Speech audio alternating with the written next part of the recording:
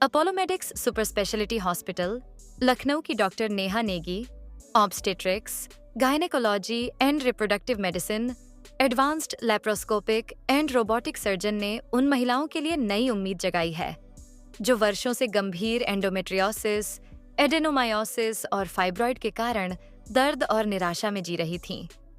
Doctor Negi ने हाल ही में robotic surgery की सटीकता का उपयोग करते हुए 2 अत्यंत जटिल मामलों का सफलतापूर्वक इलाज किया, जो इस बीमारी के कारण बेहद दर्द भरी स्थिति में निराशाजनक जीवन जी रही थीं।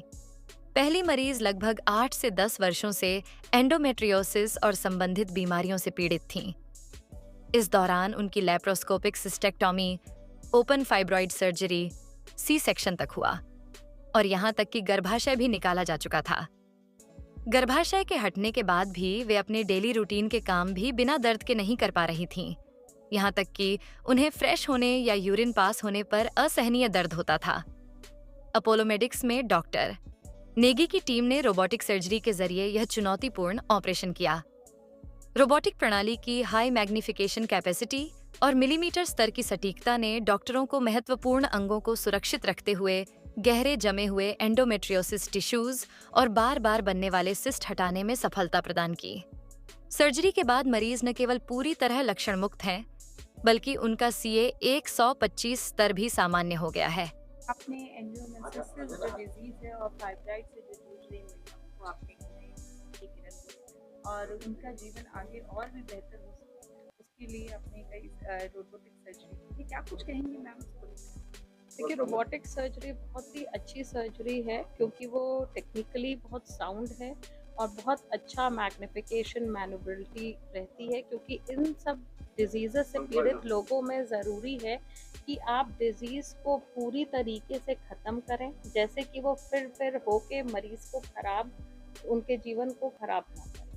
जितने भी फाइब्रॉइड्स हैं आप उतना रिमूव करेंगे, कुछ छोड़ेंगे नहीं, और यूट्रस को जितना प्रिजर्व करके संगठित करेंगे, उतना आगे फ्यूचर में वो उनके लिए प्रेगनेंसी करना, फर्टिलिटी करना आरामदेह रहेगा और डिजीज़ वापस नहीं आएगी, रिकरेंस रेट कम हो जाएगा। ऐसे ही एंडोमेट्रियोसिस में जिनकी बहुत सर्जरीज हो चुकी हैं, स्कारिंग है, वो चलती जाती है डिजीज़, क्योंकि एक बार में उनकी पहले कंप्लीट सर्जरी नहीं संभव हो पाई है।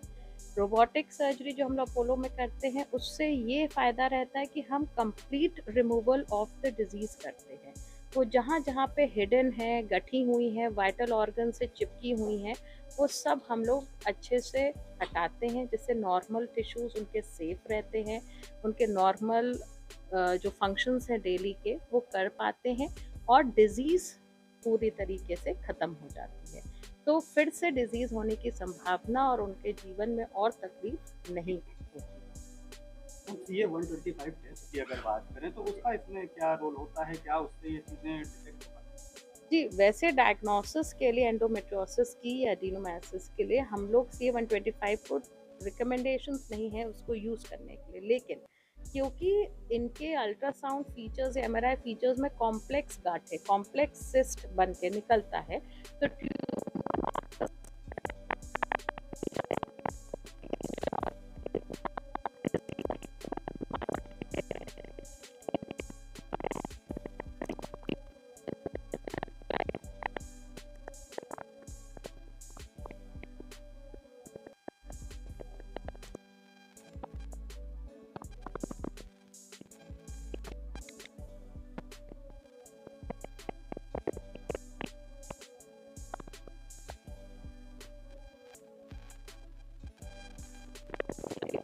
इन दोनों बीमारी की बात करें तो लाइफस्टाइल का कुछ इसमें रोल है या ये जी, देखिए, जेनेटिक कारण भी है, हार्मोनल इंड्यूस्ड भी है, और बहुत इम्पोर्टेंट आजकल इसलिए इतना बढ़ गया है क्योंकि स्ट्रेसफुल लाइफस्टाइल और एक खराब लाइफस्टाइल भी इसमें काफ़ी इम्पोर्टेंट रोल प्ले करती है, जिससे कि डिजीज़ लोड बढ़ जाता है और ये तकलीफ बार-बार होती है। Ma'am after the robotic surgery जो फर्टिलिटी रेट है वो इंक्रीज होता है? जी, इट इज़ डॉक्यूमेंटेडली देयर कि अगर आप अच्छी सर्जरी करते हैं, फर्टिलिटी एनहांसिंग सर्जरी, तो it has a very good role of again pregnancy to happen and continue.